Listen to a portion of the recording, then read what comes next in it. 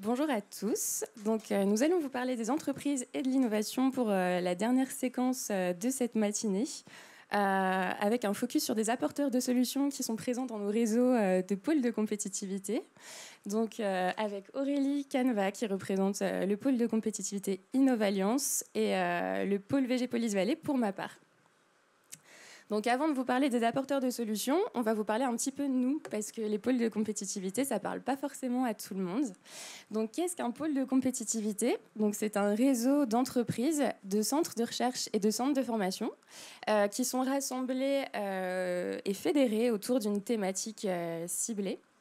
Et donc un pôle de compétitivité a pour vocation de soutenir l'innovation en accompagnant le montage de projets collaboratifs d'innovation de R&D entre recherche et entreprise. Et puis en accompagnant aussi le développement et la croissance des entreprises à travers les produits et les services qui sont issus de ces projets de R&D. Donc voilà, c'est les deux axes d'accompagnement de l'innovation des pôles de compétitivité. Et puis, on aide aussi pour les entreprises, on les aide à aller prendre une place importante dans le marché français et à l'international. Et donc, avec tout ça, on accompagne le développement de la croissance et de l'emploi. Et donc, chaque pôle se différencie par son territoire et son réseau. Merci Mathilde. Donc, pour vous parler un petit peu du pôle Innovalliance, donc en fait, le pôle Innovalliance accompagne la transition technologique et écologique de l'agriculture au service de 4 filières industrielles, donc qui sont représentées sur cette slide: alimentation, boisson, compléments alimentaires, ingrédients santé, la cosmétique et le secteur arômes et parfums. Donc, comme disait Mathilde, donc, chaque pôle a un territoire spécifique. Donc, concernant Innovalliance, il s'agit d'un gros quart sud-est de la France, comme vous le voyez, avec des implantations à Lyon, Avignon et Grasse. En termes de réseau, comme tout pôle de compétitivité, on rassemble des entreprises, des acteurs de la recherche, des acteurs de la formation. Donc aujourd'hui, on est à peu près à 420 membres dans le réseau. Et donc nos services, comme tous les pôles, donc c'est accélérer les partenariats au sein de ce réseau pour booster le développement économique par l'innovation et déployer les politiques économiques des territoires. Et je repasse la parole à Mathilde. Merci. Et donc, côté VG-Police Vallée, excuse-moi. Donc, notre pôle est présent sur 4 régions. Donc, la région Auvergne-Rhône-Alpes sur Lyon et sur Clermont-Ferrand. La région Centre-Val de Loire où s'y situe notre siège sur Angers. Et puis aussi la région Bretagne et la région Centre-Val de Loire. Et donc, nous sommes présents sur cette thématique d'innovation dans le végétal.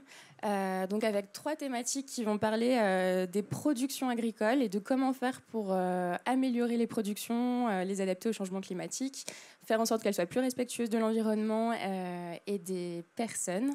Donc avec un premier axe sur l'innovation variétale, la performance des semences et des plants, un deuxième sur la santé du végétal et un troisième sur les nouvelles technologies et pratiques pour les systèmes de production. Et puis ensuite, on a 4 axes d'innovation sur les usages de ces productions agricoles, donc vers l'alimentation humaine et animale, vers la nutrition, prévention, santé, bien-être et cosmétique, un autre axe de valorisation sur les agromatériaux et les biotransformations, et puis un dernier sur le végétal urbain.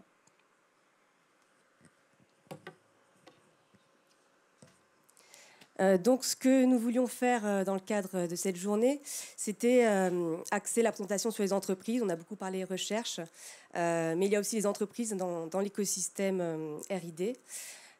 Donc ici, l'idée, c'était de vous montrer un petit peu comment ces entreprises contribuent à cet enjeu majeur qui est l'adaptation au changement climatique, qui est au cœur de nos pôles de compétitivité. Donc des leviers qui ont été largement abordés dans cette matinée autour de l'innovation variétale, la gestion de l'eau et l'irrigation, la gestion du climat, notamment sous serre, des nouveaux modes de production donc, qui ont été moins abordés mais qui existent aussi, toute la partie utilisation de serres et d'abris pour la protection des cultures, l'acquisition, la gestion de données, le phénotypage, l'anticipation de la météo et des aléas climatiques. La partie biostimulation également, donc qui permet de renforcer les défenses des plantes pour s'adapter au changement climatique. Toute la partie du sol. Donc ici, on vous présente un petit peu aussi nos adhérents par les logos qui sont présentés et qui ont des compétences et qui innovent sur ces sujets-là. Donc qui innovent soit dans leur entreprise, soit avec des partenaires de la recherche. Donc voilà, l'idée c'était de vous montrer comment les entreprises pouvaient être présentes au sein du territoire Auvergne-Rhône-Alpes et de faire un focus là sur 2 entreprises du territoire sur ces thématiques. Donc moi je vais vous présenter donc une entreprise qui a peut-être été évoquée dans la matinée sur un atelier autour de l'arboriculture. C'est l'entreprise Sunagri. C'est une filiale de l'entreprise Sunair. Et cette filiale a été créée à Lyon en 2019. Sunagri est basée sur une technologie innovante qui a été développée à l'issue de 3 programmes de recherche. Il y a eu Sunagri 1, Sunagri 2, Sunagri 3, ce qui représente 12 années de recherche pour développer cette technologie. Donc on peut voir, il y a eu un gros partenariat avec l'INRA à l'époque et l'IRSTEA avec un projet collaboratif public-privé. Et donc cette technologie, c'est l'agrivoltaïsme dynamique.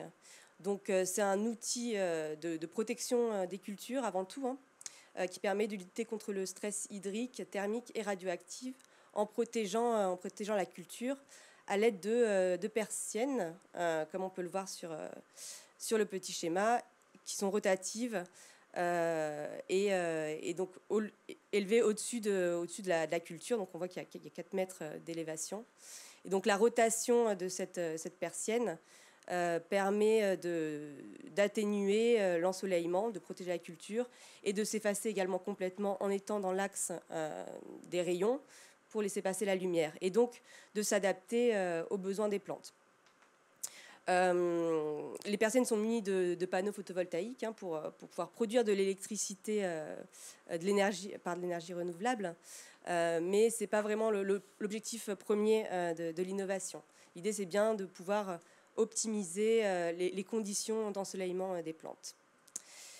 Donc voilà, l'innovation vraiment, ce sont les algorithmes qui vont permettre d'optimiser le bien-être des plantes par l'orientation de ces persiennes.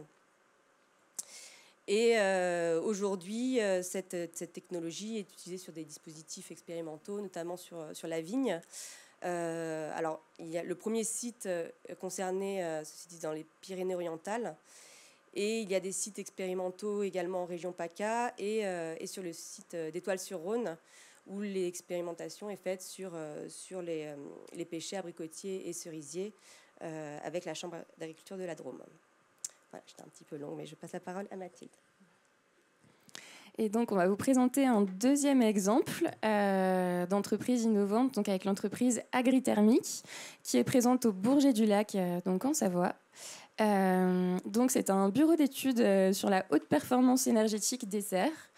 Et donc, c'est un bureau d'études qui innove parce qu'ils ont développé plusieurs outils pour l'efficacité énergétique des serres, dont du coup un développement et une expérimentation du tube-tube que vous pouvez voir en photo, qui a été récemment développé avec la Strédor, avec la station du Râteau, donc, qui est sur Brindas, dans l'ouest de Lyon. Et donc, cette innovation a été présentée au concours d'innovation du salon Tech & Bio 2021 et a été lauréate de ce concours. Donc, en quoi ça consiste ? Donc, le tube-tube, c'est une gaine souple noire que vous pouvez voir du coup en enterrant sur la photo, donc qui est remplie d'eau. Et donc, cette eau stocke la chaleur en journée et la restitue pendant la nuit quand les températures tombent. Et ça répond à une problématique, à un enjeu majeur des producteurs, des pépiniéristes et des producteurs en horticulture, du chauffage des serres et des températures du climat dans la serre. Et donc, ça va avoir 3 effets. Donc, le premier, ça va être qu'on va avoir une plus grande une précocité qui arrive de manière plus tôt dans la saison. Et donc, les producteurs vont aussi pouvoir continuer à produire à l'automne. Donc, ça va allonger la période de production globalement. Ça va aussi permettre d'augmenter les rendements sans chauffer la serre et aussi de pouvoir conserver les serres hors gel sans chauffage en hiver. Donc voilà, ça répond à un enjeu majeur des problématiques aujourd'hui. Il va y avoir une fiche de certificat d'économie d'énergie qui devrait sortir cet été. Donc voilà un autre exemple de solution innovante pour s'adapter au changement climatique. Donc on arrive sur la fin de cette présentation. On vous a montré quelques exemples d'entreprises innovantes qui ont monté des projets d'innovation avec la recherche pour trouver des solutions vraiment très concrètes dans l'adaptation de l'agriculture au changement climatique.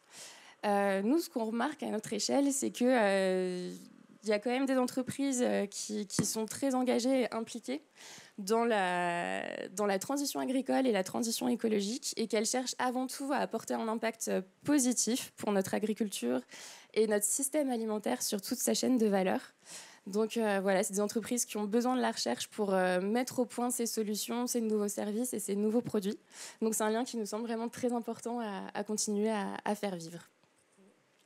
Est-ce que tu veux ajouter quelque chose ? Et oui, et du coup, nous, en tant que pôle de compétitivité, on est aussi là voilà, pour créer ce lien. Donc, n'hésitez pas aussi à nous solliciter si vous voulez être mis en contact avec des entreprises et voilà, vous puissiez faire émerger des projets collaboratifs.